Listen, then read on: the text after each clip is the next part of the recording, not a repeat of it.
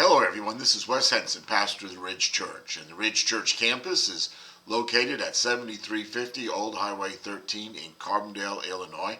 And I want to thank you for joining me today as we give a quick on-the-go summary of this week's small group Bible study for the week of July the 31st, 2022 at the Ridge Church. And today we continue with session 2 of the Bible study series titled, How to Love Your Neighbor. And last week we looked at who is our neighbor. Well, Jesus explained through the parable of the Good Samaritan that our neighbor is anyone who is in need. And we were studying the passage from Luke chapter 10, verses 25 through 37. This week's topic is, what does loving my neighbor look like? You know, love is an idea that we seem to apply to everything, right? I mean, we love our sports team, we love popcorn, we love long walks on the beach, we love dogs, we love cats, we love our family, on and on we go. But the love that we're discussing today is greater than the love in the way that our culture defines it. And the best way we can help and serve our neighbors is to love them as God loves them. And so the point of our time together today is that we are to love others as God loves us. So if you click on the links, you're going to find a printed summary of this week's lesson.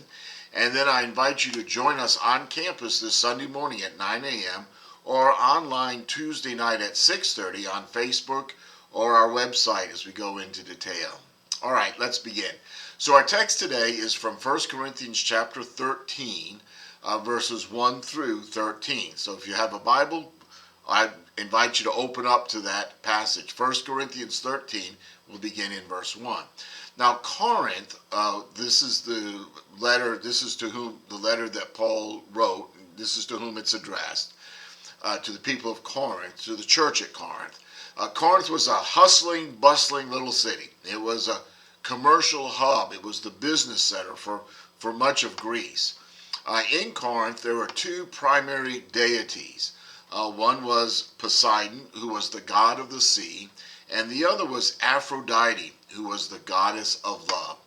And the church that was at Corinth had quite a few problems, and Paul wrote to them on several issues, but issues of theology and issues of how to properly live out the Christian life. Okay, let's look at our text. 1 Corinthians 13, let's read verses 1 through 3. So Paul says, if I speak human or angelic tongues, but do not have love, I am a noisy gong or a clanging cymbal. And if I have the gift of prophecy, and I understand all mysteries and all knowledge, and if I have all faith, so that I can move mountains, but do not have love, I am nothing. And if I give away all of my possessions, and if I give over my body in order to boast, but do not have love, I gain nothing. So the truth here is that love must undergird everything that we do. Now in chapter 12, Paul writes about the spiritual gifts and the spiritual ministries that God gives us for the sake of building up the church. And then in the end of the chapter, Paul directs the Corinthian Christians towards what he calls an even better way. That's in verse 31 of chapter 12. And so by doing that, he is connecting his teaching on spiritual gifts with chapter 12 with the need for love in all that we do, chapter 13. You see, it's possible to be theologically right and spiritually gifted and morally just and impressively sacrificial, yet completely miss the point. The point is that love is essential to every aspect of the Christian life, and without it, everything else is empty. Okay, let's move on to verses 4 through 7.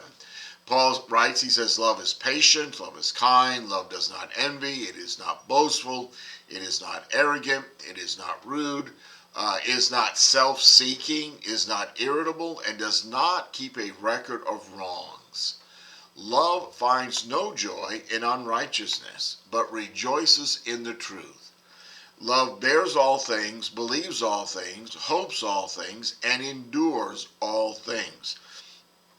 So the truth here is that love reflects the character of Jesus.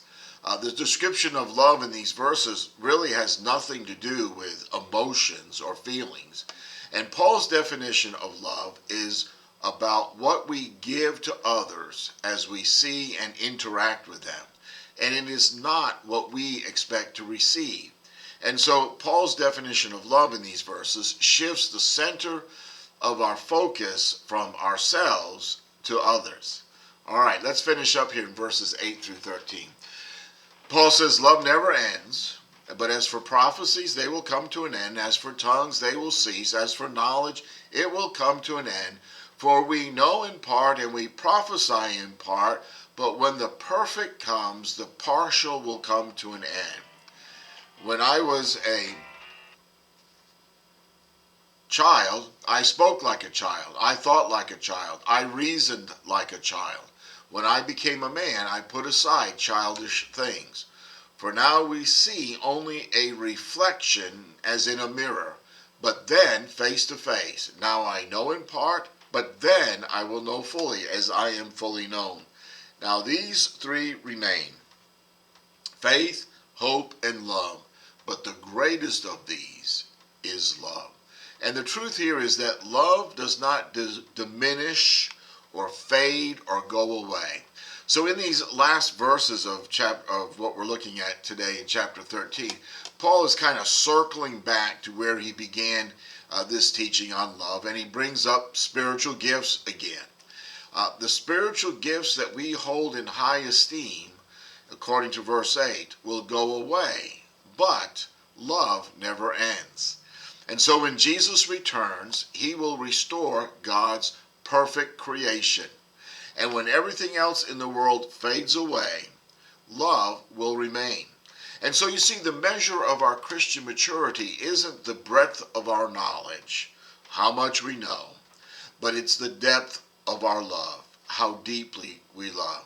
Okay, let's kind of live it out, this passage. How are we going to grow in our genuine love of God?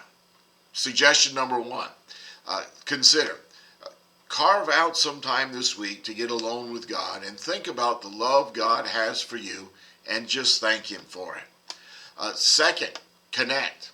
Identify someone that exhibits or expresses the genuine love of God, and take a couple minutes this week to tell that person how you see God's love in their life. And then suggestion number three is care. Who do you know that needs to know about God's love? And ask God to show you ways to live out the love that is described in 1 Corinthians 13 before that person. And pray for this person to see and experience God's love. And so here's the wrap up, and it's a simple wrap up, and it's this: we must grow in our knowledge and application of God's love. Okay, if you click the links, you're going to find a summary of this week's lesson, and then I invite you to join us on campus this Sunday morning at 9 a.m. or online Tuesday night at 6:30 p.m. on our Facebook or our website page as we go into greater detail. Okay, bye for now.